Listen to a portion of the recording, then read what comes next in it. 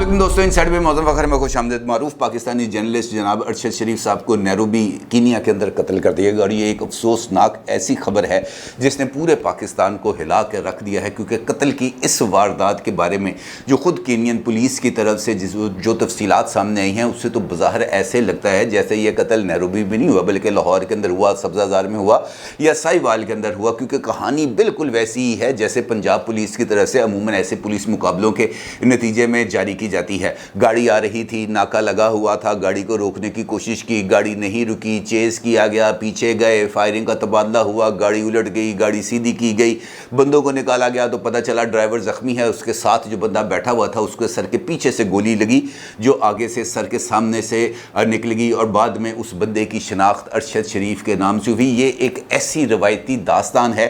जिसको सुनते सुनते यकीनी तौर पर, क्योंकि मेरा ताल्लुक भी जर्नलिज्म से रहा है, न्यूज़ रूम के अंदर बैठे ऐसी बेशुमार ख़बरों को देखा है, ऐसे बेशुमार वाक़यात को देखा है जिसके बारे में ये ख़बर पढ़ते ही पता चल जाता था कि यार ये ख़बर के अंदर ना बहुत ज़्यादा झोल है। क्योंकि अगर हम एक लम्हे के लिए इस बात को पर यकीन भी कर लें कि जनाब कीनियन पुलिस ने वाक़तन किसी गलत फहमी की बुनियाद के ऊपर अरशद शरीफ साहब की गाड़ी को रोकने की कोशिश की है, तब भी बहुत सारे सवाल उठते हैं। और ख़ास तौर पर सवाल ये होता है कि जब आप जिस गाड़ी को चेस कर रहे हैं उसकी तरफ से आपके ऊपर फायर नहीं किया गया तो आप उस गाड़ी को ओवरटेक करके रोकने की भी कोशिश कर सकते थे। गाड़ी नहीं रुक रही थी तो टायरों के ऊपर बुलेट्स मार कर टायर को पंक्चर करने की कोशिश की जा सकती थी, और भी बहुत सारे तरीके थे जिनके ज़रिए इस गाड़ी को रोका जा सकता था। फायर करने का क्या मतलब है? और ख़ास तौर पर पुलिस की इस कहानी जो बताई जा रही है जिसके बारे में कीनियन पुलिस की तरफ से एक ऑफिशियल प्रेस रिलीज़ भी जारी की गई है, उसके अंदर भी इस बात का इसी तरीके से जिक्र है कि जनाब हमें एक इतला मिली कि जनाब एक इलेक्ट्रिक स्टोर के बाहर से एक शख्स की गाड़ी और उस गाड़ी के अंदर उसका कमसिन बच्चा मौजूद था, वो गाड़ी को चोरी कर लिया गया, ट्रैक किया गया, पता चला गाड़ी फ़लाँ एरिया में मौजूद है, फ़लाँ एरिया में मौजूद है, फ़लाँ एरिया में मौजूद है, और उस गाड़ी का मेक, मॉडल और कलर बिल्कुल वैसा ही था जैसे अरशद शरीफ साहब की गाड़ी का था। और जब उन्होंने उस गाड़ी को रोका या रोकने की कोशिश की तो उनको इस बारे में पता नहीं चला कि अंदर वो बच्चा जिसकी अबडक्शन के बारे में, जिसके अगवा के बारे में रिपोर्ट दर्ज कराई गई थी, वो बच्चा वहाँ पर मौजूद था या नहीं। इस बात को भी कतई नज़र के अगर वाक़तन वो गाड़ी वही मुजरमान की होती, एक लम्हे के लिए फ़र्ज़ करते हैं, तो क्या पुलिस का ये फ़र्ज़ नहीं था कि उस बच्चे की जान को बचाने की कोशिश करती? लेकिन जानबूझकर बहुत सारे पहलुओं को नज़रअंदाज किया गया और फिर निहायत ही ये जिसे हम कह सकते हैं कि एक सफाकाना अंदाज में इस बात की तस्दीक की गई कि जनाब वो गाड़ी के अंदर जो शख्सियत मौजूद थी वो एक डेवलपर था। उन्होंने ये नहीं कहा कि ये एक कोई जर्नलिस्ट था, उन्होंने कहा ये एक डेवलपर था जो यहाँ पर अपने किसी प्रोजेक्ट की तकमील के लिए आया हुआ था। एक अजीबोगरीब और एक ऐसा अलमनाक वाक़या है जिसने हर एक पाकिस्तानी का दिल दुखी कर दिया है। आप 100 तरह के इख्तलाफात कर सकते हैं अरशद शरीफ साहब से, आप उनके जो पॉलिटिकल थॉट्स हैं, उनकी पॉलिटिकल स्टैंडिंग्स हैं, आप इसके ऊपर एतराज़ कर सकते हैं, लेकिन किसी भी इंसान को इस तरह बेईमाना अंदाज से जान से मार देना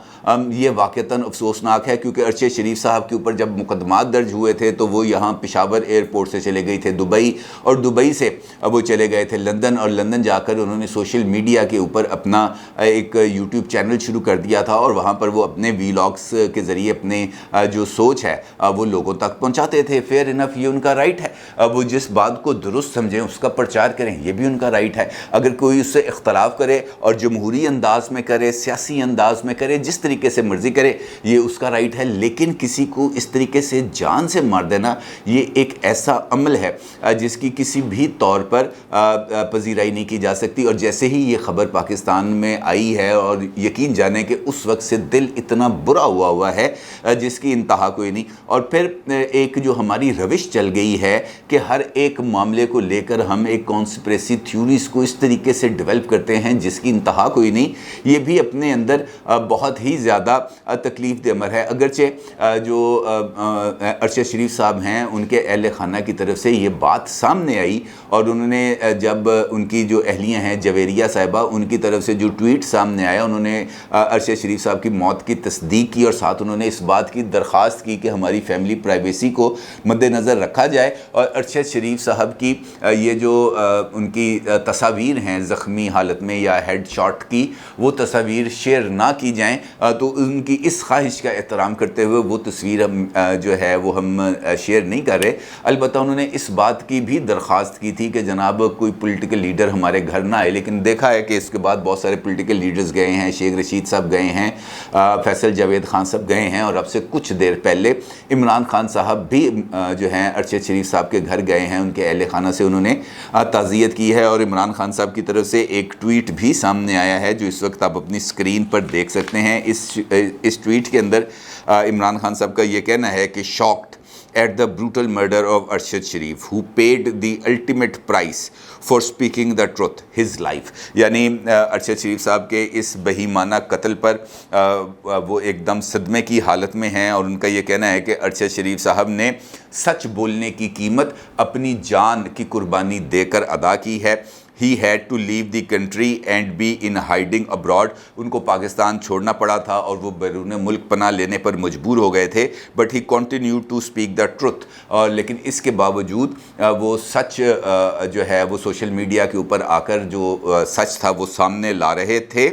एक्सपोजिंग द पावरफुल, और वो ताकतवरों को बेनकाब कर रहे थे। Today the entire nations mourn his death. और आज पाकिस्तान की सारी कौम उनकी इस अलमनाक मौत का जो गम है वो मना रही है। इस ट्वीट के अंदर इमरान खान साहब ने इनफैक्ट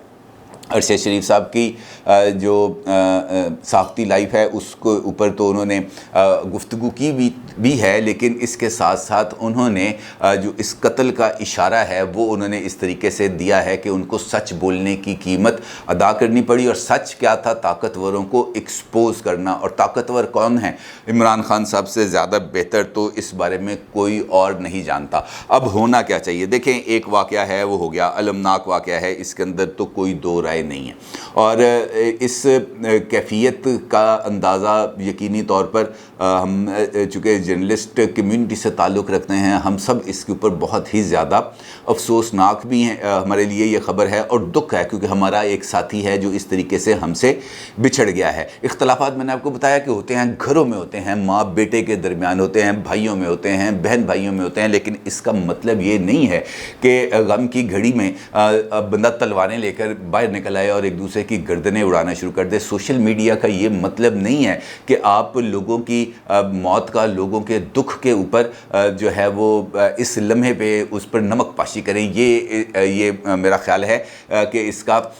ये मुनासिब तरीका नहीं है। अब चूँकि ये पहलू बहुत सारे हैं इस पे कि अरशद शरीफ साहब, सवाल तो बहुत सारे हैं ना, कि लंदन से बैठे हुए अचानक अरशद शरीफ साहब को कीनिया क्यों जाना पड़ा, कीनिया के अंदर जाने की क्या वजूहात थी, वहाँ पर उनकी कौन सी मुलाकातें थी, किससे मिलना था, क्या वजूहात थी। ये तमाम की तमाम चीज़ें अपनी जगह पर बहुत सारे सवाल हैं, और इन सवालों के जवाब हमें तलाश करने हैं, पाकिस्तान के इदारों को तलाश करने हैं, पाकिस्तान के कानून नाफिज करने वाले इदारों को तलाश करने हैं, पाकिस्तान की अदलिया को तलाश करने हैं, और पाकिस्तान की हुकूमत को तलाश करने हैं। अगरचे ISPR की तरफ से भी इस वाक़े पर रंजो गम का इजहार किया गया है, शहबाज शरीफ साहब की तरफ से किया गया है, मरियम औरंगज़ेब, तमाम पॉलिटिशियंस की तरफ से इस वाक़े के ऊपर दुख का इजहार किया गया है। लेकिन ये दुख का इजहार नाकाफ़ी है उस वक्त तक जब तक ये तमाम हक़ाइक़ लोगों के सामने नहीं आ जाते, सब कुछ ओपन नहीं हो जाता कि क्या वजूहात थी कि अरशद शरीफ साहब को पहले दुबई से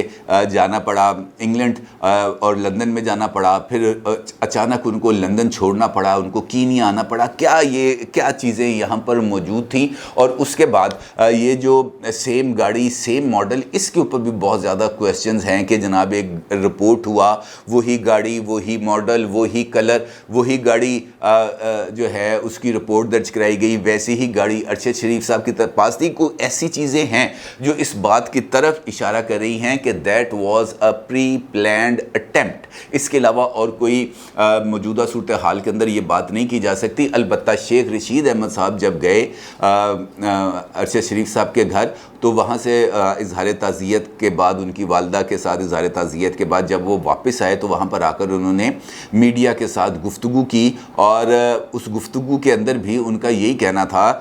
کہ جناب وہ کوئی